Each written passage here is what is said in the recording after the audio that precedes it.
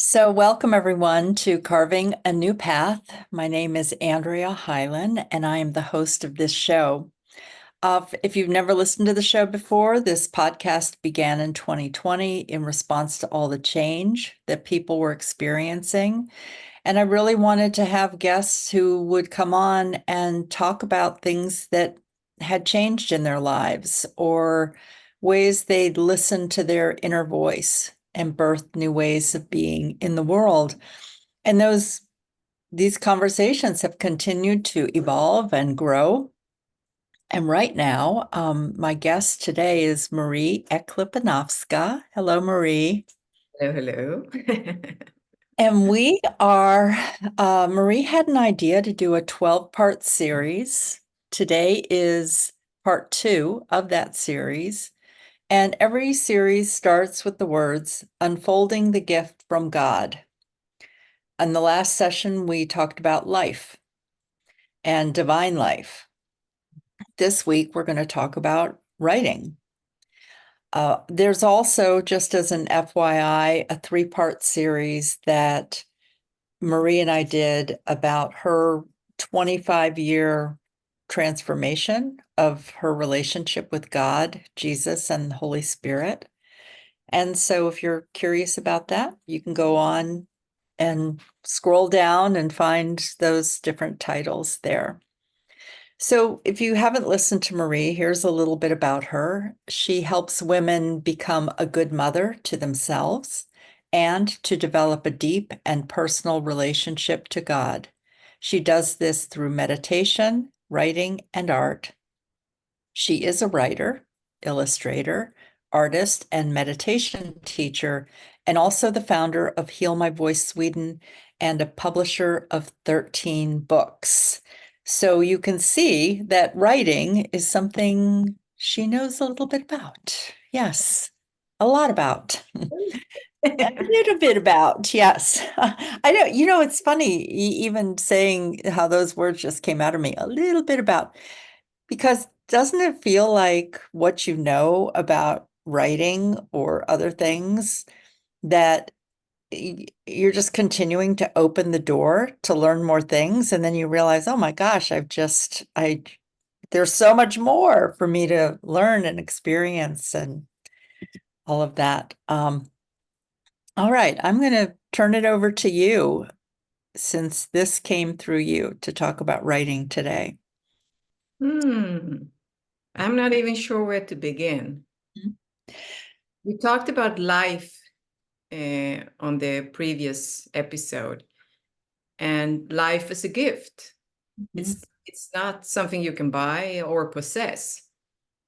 It's something you have to work, take care of your life. And it's a gift, as I see it, a gift from God. And I have realized that within God's life in me, there are other gifts, smaller gifts, but that are dependent on life. So if I don't live, I can't write. And changing that perspective, instead of looking at my writing as a talent, I now see it as a gift. That has changed how I use my writing. Mm. So it's not something that belongs to me. For some reason, God gave me that gift. And it is just like life, divine life, it's like unfolding all the time. So I began writing publicly, if you say so, as a local journalist in 1997. So it was the same year that my second child was born. And I saw this small advertise in that local paper that they were looking for a writer. And I felt, yeah, why not? I had no education, but I just felt the calling. Mhm. And so I wrote about my daughter, that second child. And I got the job. Mhm. And I stayed for 11 years as a reporter on that local paper. And the last year I had my own column, and I loved that part. So, Uh-huh. and that was, so I was giving a room for other people's voices to be heard, because they kept sending me, and I loved that. They sent me to do, the personal interviews. Someone who was sick and wanted to tell her story, about alcohol, about some kind of handicap, or, all that personal interviews. I loved doing them. And so I used the writing as a way of giving people a voice Mhm. and a room to be heard. And then it started to change in 2007 because I started to blog. And the writing became a gift for me to get my voice heard. I was in a transformation. I was, in a divorce. And blogging was something new. I had blog post, Blogspot. It had the name was Blogspot, I remember. Mhm. And it was something new, to blog in the beginning of 2000. So the writing became a gift for me to communicate during this huge transformation of moving and selling a house and having the children every second week, and it has kept on developing. The writing has, it's unfolding all the time. I can sense now that I'm in a phase where I can, I feel it in my body. Something is changing.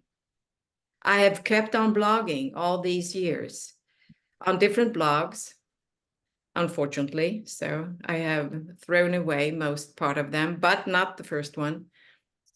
And the writing also became a way of helping women in the Heal My Voice book programs Mhm. to share their voices and their stories. Yeah. So when I look back, I see that my writing has always been about the truth. It has never been about advertising or, using it to manipulate or something. It has always been about truth, telling the truth, my truth, someone else's truth. Yeah. And it changed in 2017 after the last Heal My Voice book, Innovative Voices. Mhm. It became, and the writing became a testimonial about God. And since then, I have been writing about God's life in my life. So it has kept on unfolding, but it has always had the essence of truth. It should be used to tell the truth and nothing but the truth. Then the truth can, also unfold and change, or I see it in a different perspective. So the writing, when I look back, and I have been writing since 1997 publicly, that's 20 something years, 27 years. Oh my God. Mhm. I have done it as a service for God. But the more that I have been writing, the longer I have been writing, the more about God it has become. The writings is around God now. Not so much me, but God. So it has narrowed down. Mhm.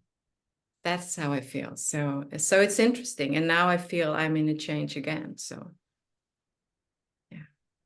Yeah, these cycles and what it how things unfold through the cycles, that it's not always a what we might call a linear process, even though we're looking at like time frames and all, but it's then, and it's funny because maybe that's why the words just came out of me at the beginning, was a little bit. She knows a little bit, because when you're in that cycle, it is about beginning again. It's beginning with fresh eyes. It's knowing there's a foundation of what you have experienced or written about, and being open to a new door to go through, a new way of doing that.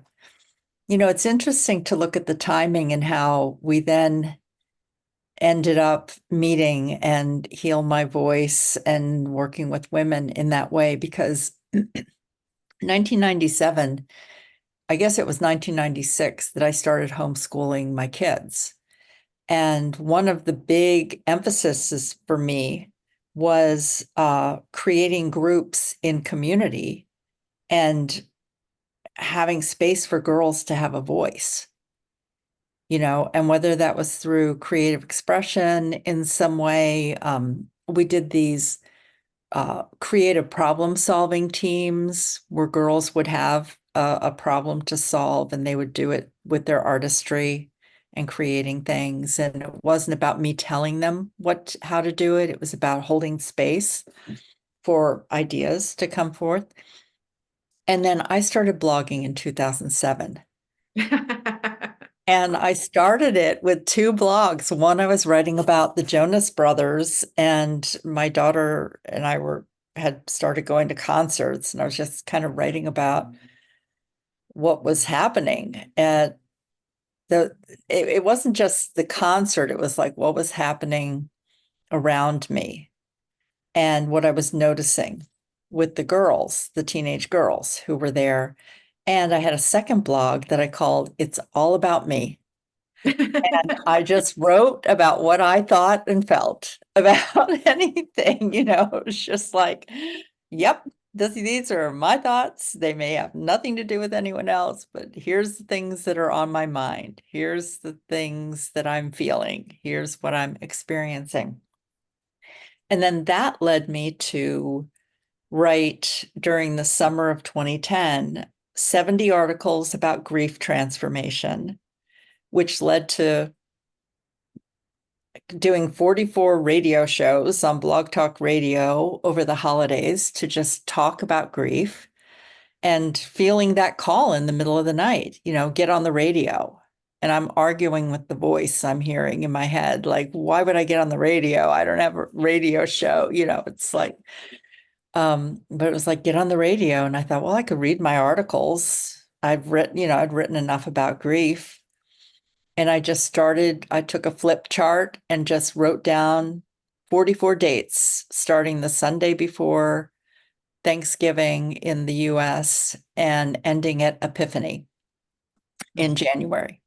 And then I started doing it, and people found me and said, oh, do you want to talk with my friend? She had a house fire, and she could talk about what it was like to have, you know, lose everything and then rebuild her life. And it was like, yes, let's, like, all these conversations that we're having. And then I heard the words Heal My Voice at the end of that cycle. So it's like this unfolding. And I want to say to the listeners, Marie uses the word God. I sometimes use the word God. I also use universal intelligence, that there's this energy that is bigger than me. There is a power that I'm tapped into. So, I want to say that in case you are listening and there's another word that you use, that it's okay. Stay with us and know that the conversation is still relevant to you about this unfolding within you. And yeah, how these cycles. And I feel like I just want to share one other thing. So thank you for listening to me, Marie, and being here in this conversation to the listener. But in the incubator, I have an annual program every year. And when I started it in 2018, the guidance was to write around a topic for 100 days.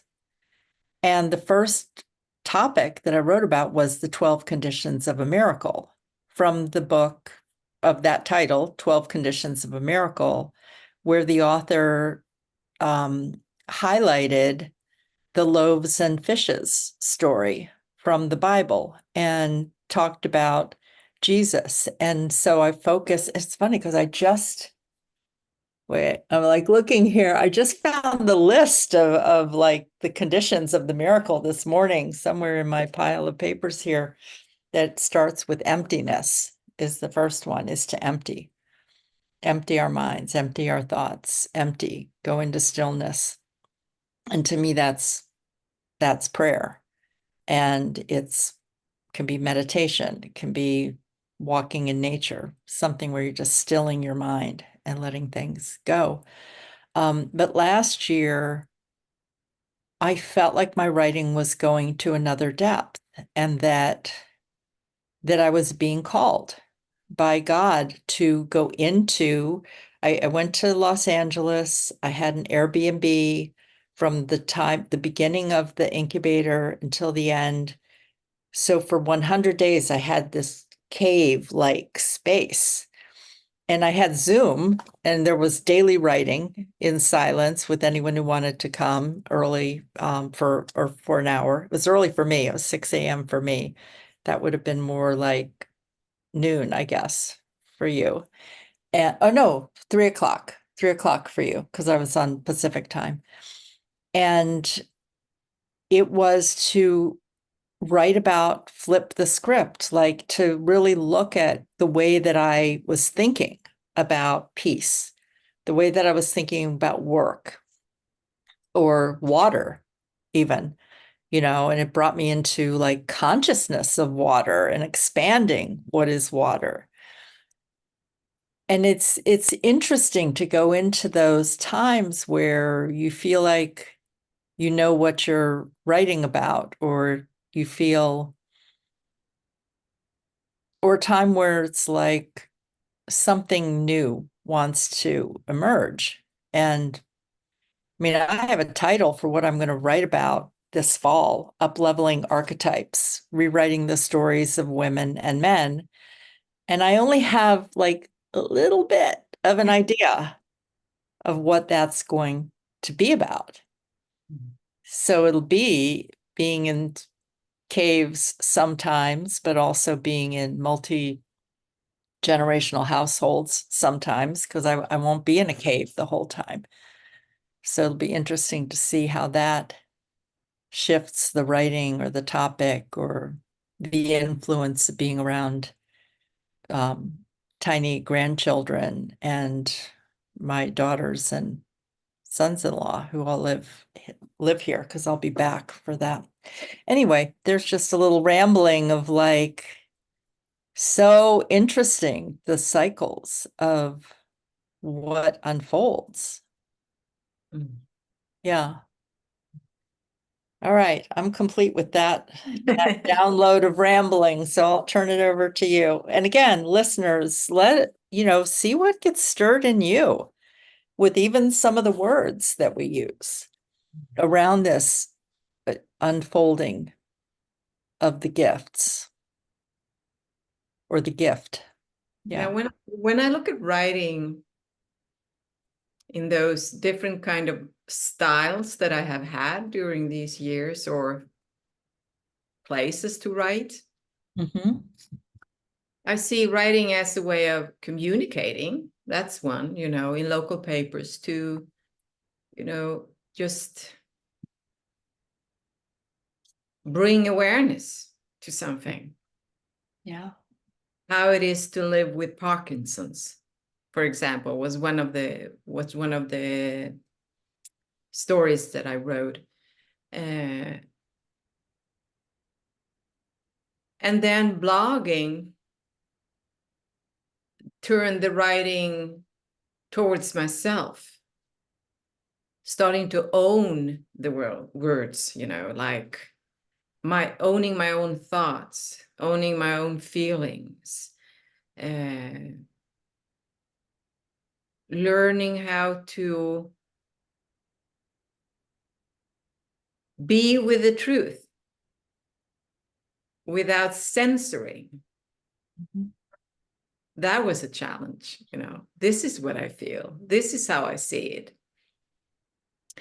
And I remember when I was blogging about Jesus in 2000, I don't remember, 8, 9 or something, when I spent 3 months together with him, that was a way of sharpening my writing. Mm. To be a witness, not always liking everything he said, not always liking everything I saw, but just to be that witness, Mhm. regardless, and telling myself, you don't have the whole picture. So just be the witness, don't judge, write it down. Mhm. And that has been a gift to myself, writing about witnessing myself.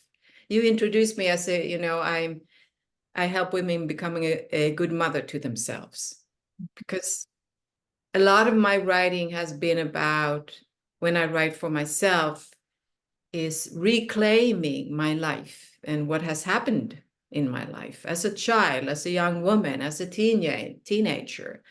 And the way I wrote about Jesus during those 3 months, and it became a book that you can't buy anymore.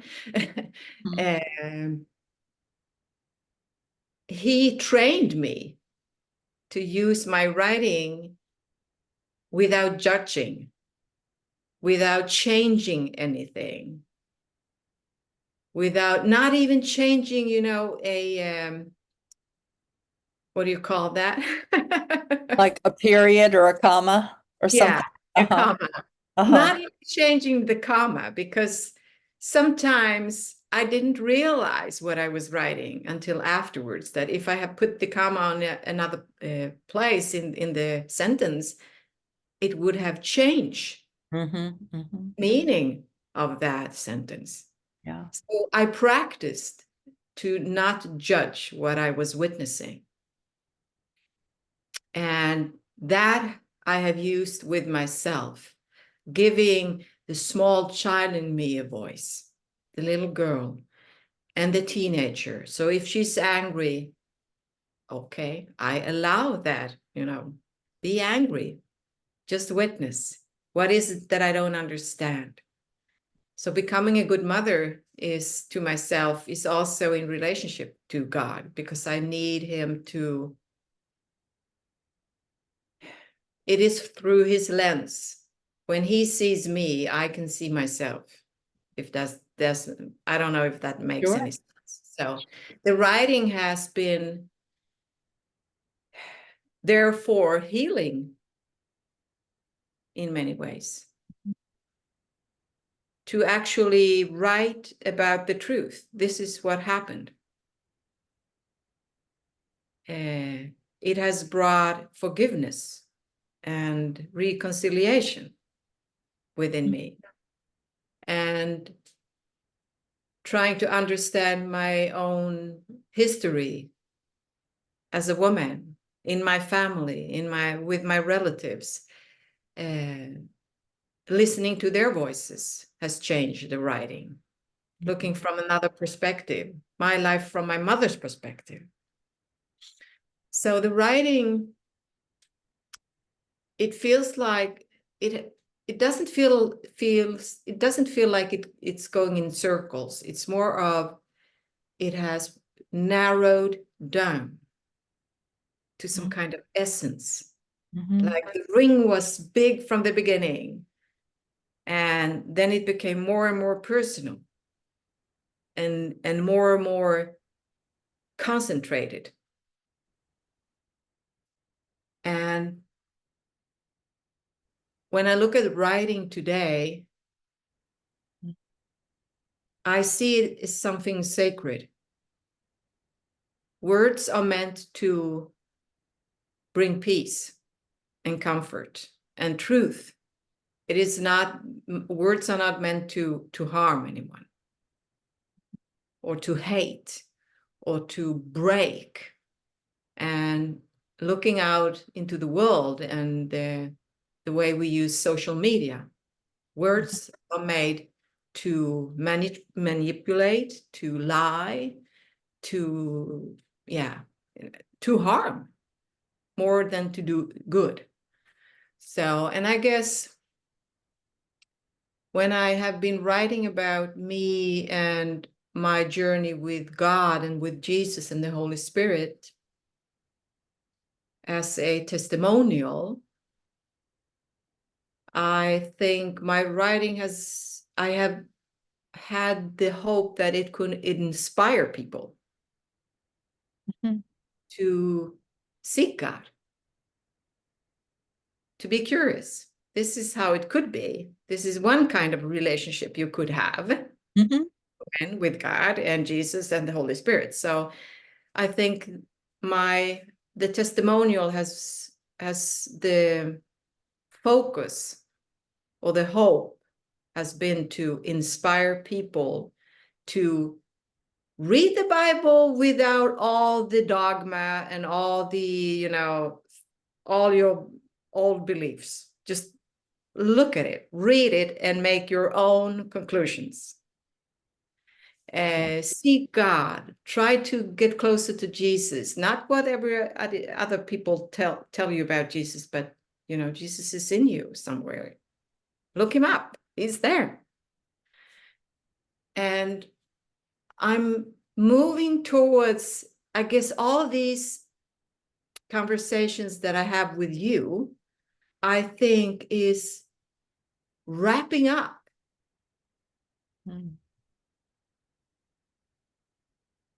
I hope they can inspire people to seek the truth about themselves in God. But I guess on the other side, my writing will not be about inspiration, but something else. It's not about inspiring people. It is about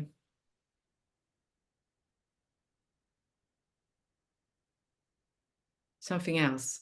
I'm not sure yet. But, so you can communicate to bring awareness. That's one part of writing and using writing. You can help people, have a voice in the world. You can share your own life, your experience, your wisdom, your thoughts, your emotions, You can testify for love. And there are all different ways of using writing as a communication of truth.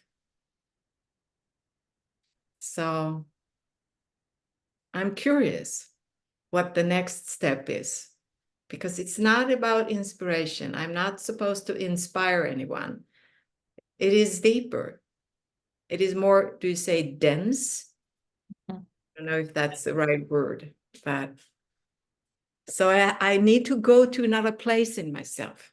I will bring in that energy of writing, it's like almost like a river for me. It's just flowing out of me when I'm writing, like water.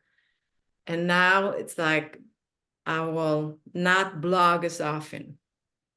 The energy wants to go in another direction, not out. So yeah, that will be interesting. So the writing can change during time. So it's interesting because I was thinking, well, how do I really see the writing now that I'm doing, or I've been doing for the last few years even? I feel like it's that asking people to question what they believe, which to me is different than inspiration. Mhm. It feels like the things that I'm being guided to write about are like, well, I thought this, and then this happened, and then I thought this, and with questions about, well, what do you think? And thinking can be, what does your heart tell you? What does your belly tell you? What are you? Yeah, like I even had an awareness this week that I used to think of intuition as being in my mind. And for a long time, I've realized it's actually in my belly. That's where I receive the information is from, and that it comes from a bigger source, but that it's like I connect with it in my body, in my belly, not in my head. And the belly is connected with the heart and the mind, but there's something, yeah. Anyway, so it's like question what you believe, that it seems to be the thing that I'm being guided to write about. Question the archetypes that we've been told for so long. Um, yeah, anyway, you got me thinking, stirring, like what is the gift? The, you know, unfolding to me means that there's that you only know the little bit, you know, and that more will be revealed when it is time for the revealing. Yeah, Writing is an exploration. absolutely. That's what Absolutely. you Absolutely. And explore. one of the Yeah. beautiful things about having a record of your writing is to be able to reflect on what you did believe at one time, or how it helps you in your own evolution, development, expansion, whatever words we want to put to that. All And there right. are different Yeah. ways of writing.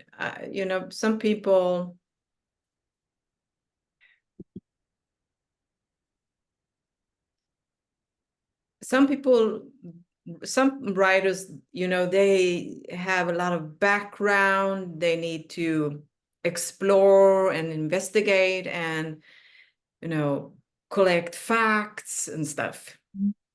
That has never been my way of writing. Mhm. I'm in this, it's like I step into a river and I have no idea where we're going. Mhm. And suddenly there is a stone and like, whoa, and then there is a rock, some kind of branch or something. Ooh. And it's like, but I'm just going with the flow, not knowing where it will end. I just know when the ride is over. It's like, okay, and there was Mhm. and Right. it's interesting because I saw this interview on television with a woman writer. I don't know her name, I don't remember, but she wrote a book called The Albatross. Mhm. So it's a famous writer. Yeah, yeah, yeah. And she wrote in the same kind of way. She didn't know where she was going. Mhm. And that was the way she kept writing. That made the writing fun because she didn't have you know, a specific goal, or this is how the story will unfold. Mhm. It will unfold during her writing. And that's just the way I write. So I Mhm. never know what will happen during my writing. Mhm. So it is an exploration every time I sit down. I love writing by hand, for example, on blank papers is the best. So I can draw if I need to. Oh. And the same thing with blogging. It just pours out of me something. It starts in one end and it ends in someone else. It's like, how did I end up over there? Yeah. And during the writing, I get insights. Oh, I never thought about this before. And I Mhm. like that. This was an insight that just came. Mhm. I never thought of it in this way. Yeah. So with writing, it has become my best friend. I can't live without writing. I would go nuts without writing. It helps me sort my thoughts, my emotions, my ideas, my sudden, insights like, whoa, this is too big for my head. I can put it down on paper somehow because, oh my God, what are you telling me? Ah, and this storytelling, telling,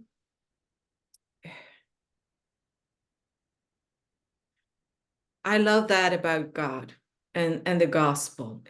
The the big things, the divine wisdom is brought down into a story about a coin that you have lost.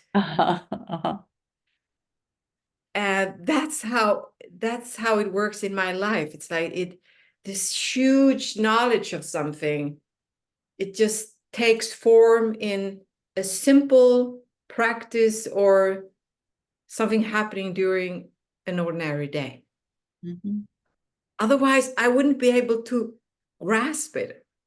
Yeah. So it pours down into, yeah, something that I understand when I do the dishes.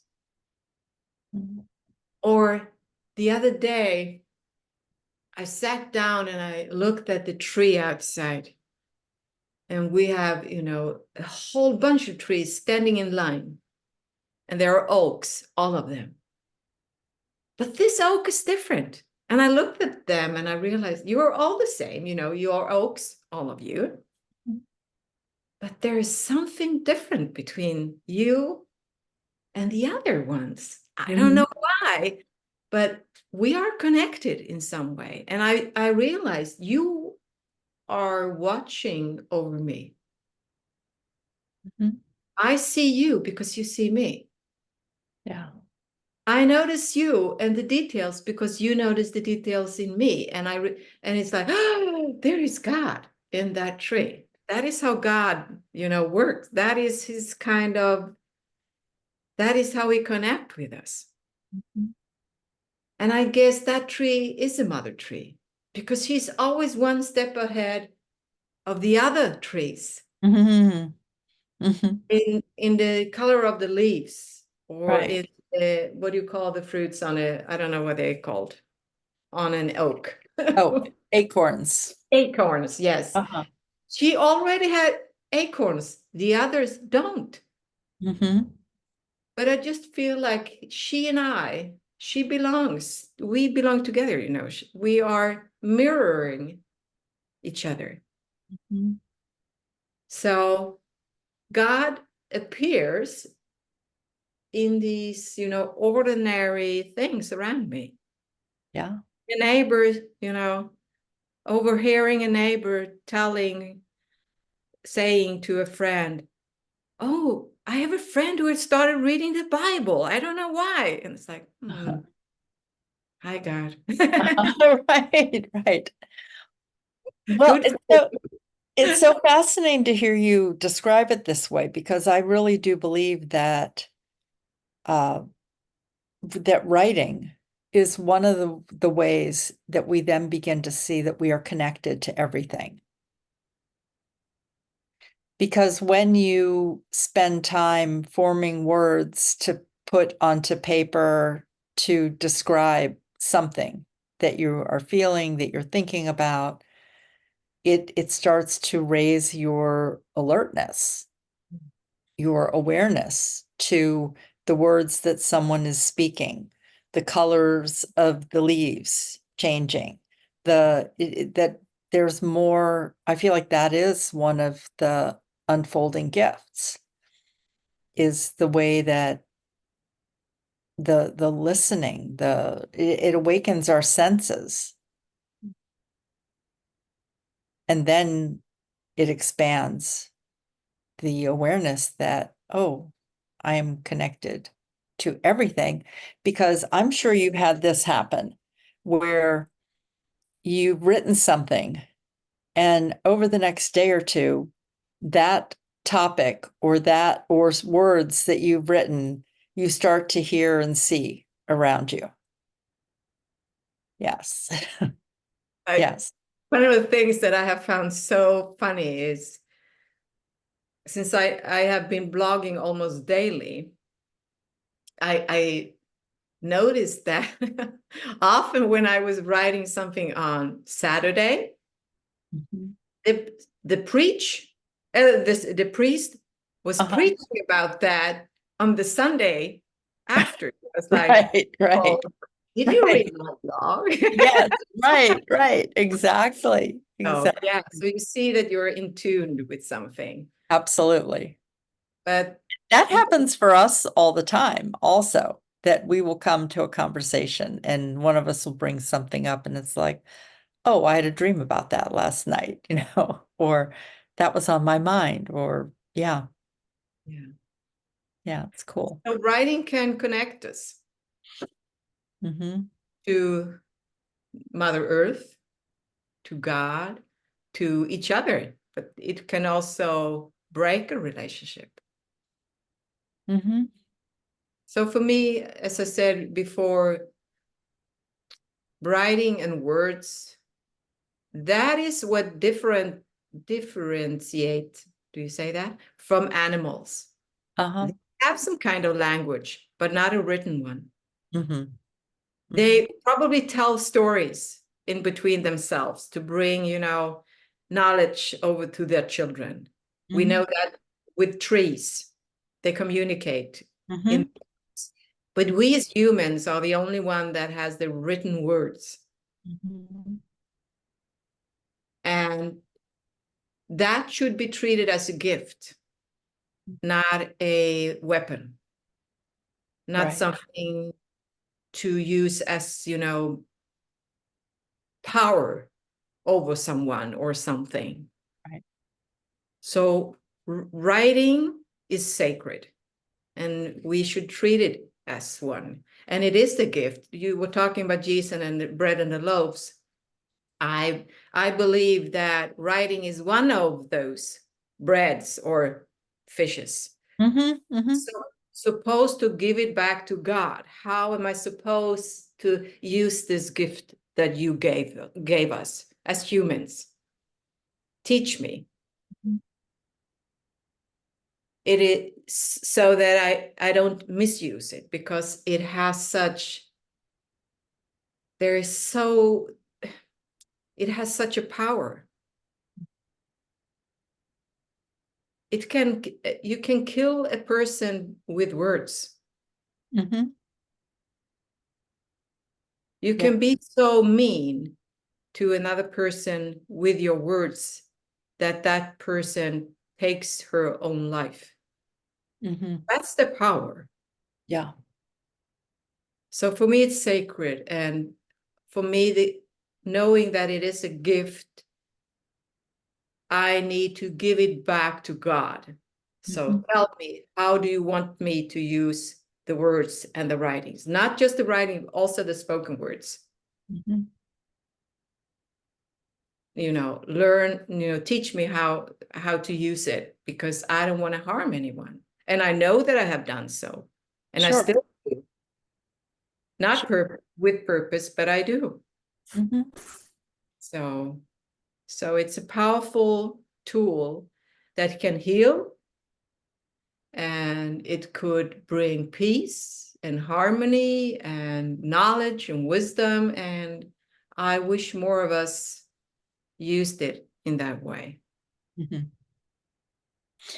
Well, and I want to clarify that there are times where it's important to speak up about something because you are standing up for someone else or for a thought, and so it could be that it's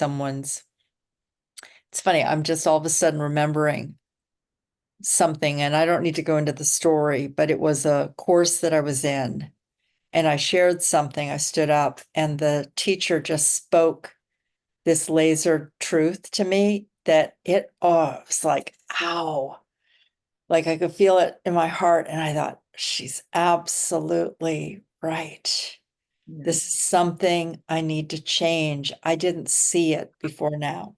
So I want to say that sometimes there's like a truth that will help us uncover and change a behavior that really is being harmful to us that we may not see or understand. And that's very different than weaponizing your words to destroy someone's spirit or soul. There are times where there's like a wake up that is needed. And I'm so grateful she changed my life with that. And I felt some humiliation at first that I was vulnerable and felt naked in the room. And it returned my personal power to me. Yeah.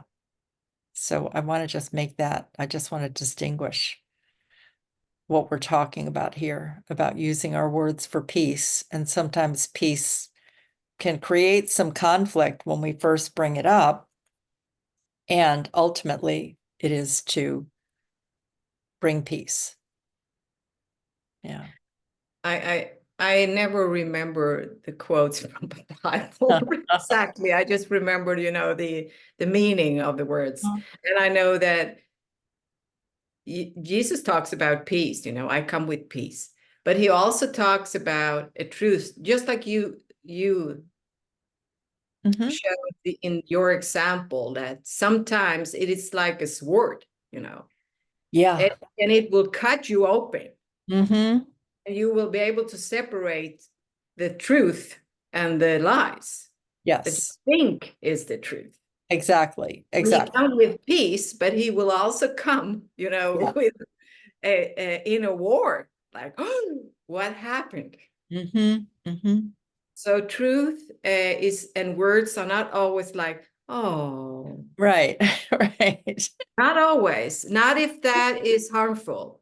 Right. Right. It's not about people pleasing and keeping peace for the sake of not having any kind of conflict come in. I mean, yeah, there's gifts that there's reasons that Jesus went in and overturned tables to get Yeah. the attention of people, the that wake up to this, listen to what I'm telling you, ways that people destroy themselves, that sometimes you need that to come in. All Yeah. right, so I'm looking at the time, and although I could talk with you forever, I want to just kind of circle back because I have a feeling that writing will come up again in the conversation as as this is unfolding, because we're not exactly sure what the next 10 gifts are that are the gift that we're going to talk about, the focus. But next time we're going to talk about meditation. And so I'll save a writing story for when we talk about meditation. But is there anything that you want to say to kind of bring this chapter to a close for today?